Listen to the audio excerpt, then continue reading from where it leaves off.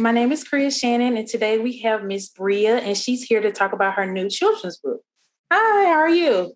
Hi, I'm doing great. How are you? I'm good. Thank you so much for being here today to tell your story. I'm so excited to hear about your journey and that you're here with us today.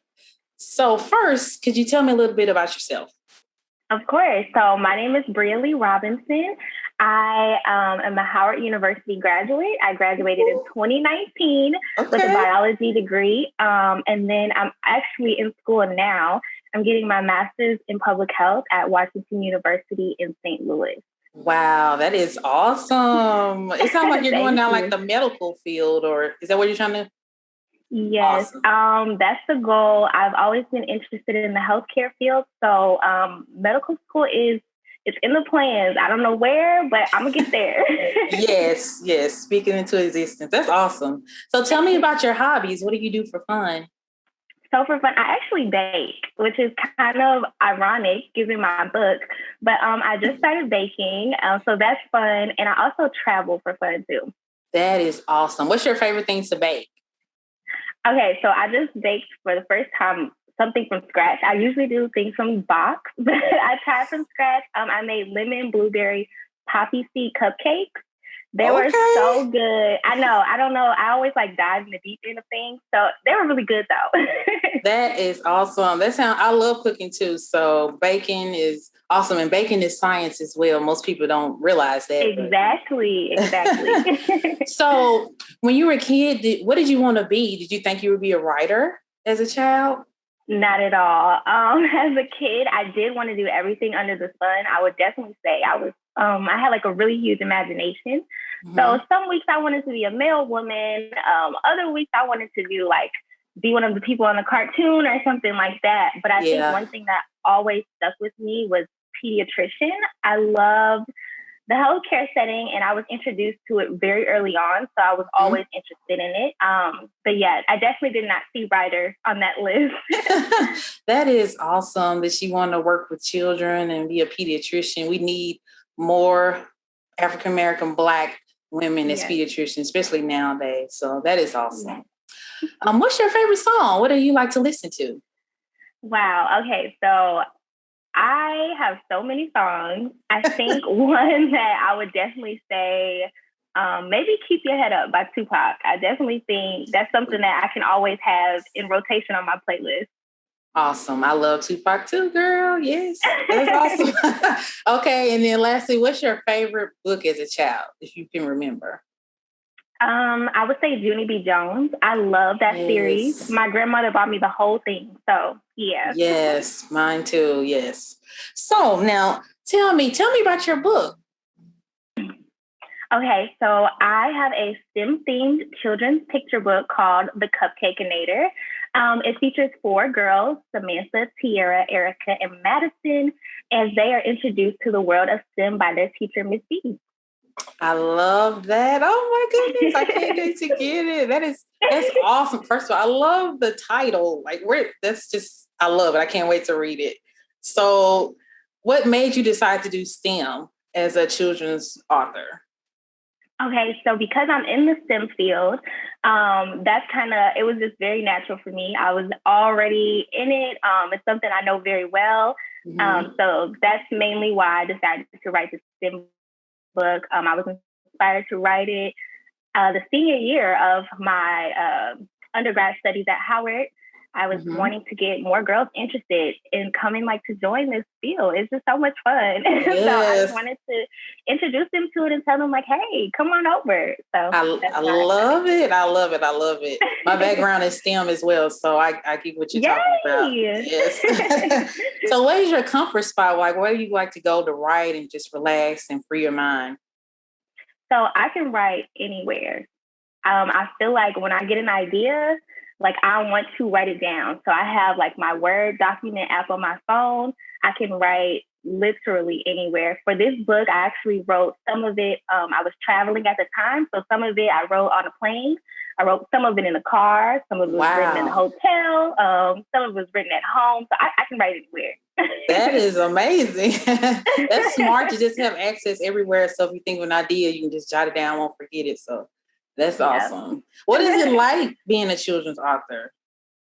I don't even consider myself like in that yet. I don't know why, but I'm not sure. I would definitely say it's fun. Like this whole journey for me has been a lot of fun. I never get bored. I'm always like excited to write. I'm always excited to do something related to my book. So I would say that it's been fun, if nothing else. That's awesome. Like, how did you get the ideas for your characters in your book, and why? Why did you decide to use those characters?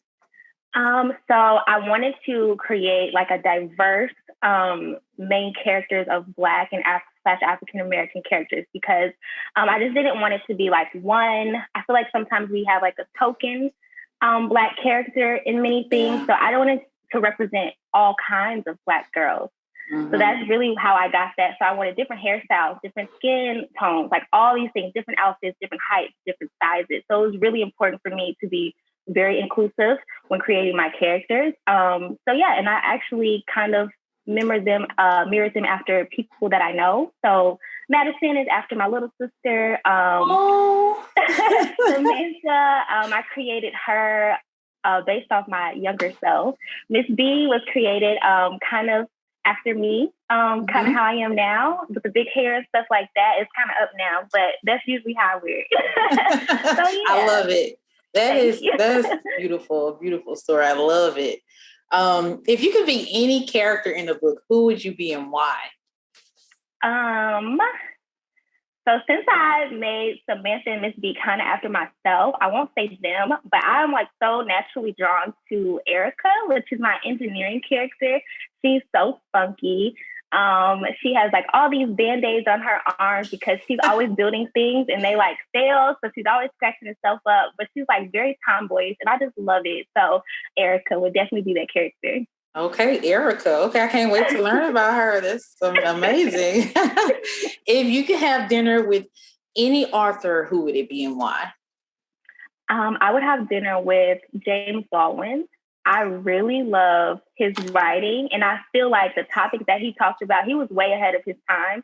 It's conversations that we are still having today, and I would love to have that conversation with him, like about what's going on in our world now. Like, what do you think about it? So definitely James Baldwin. He was a legend. I love him as well. Very talented.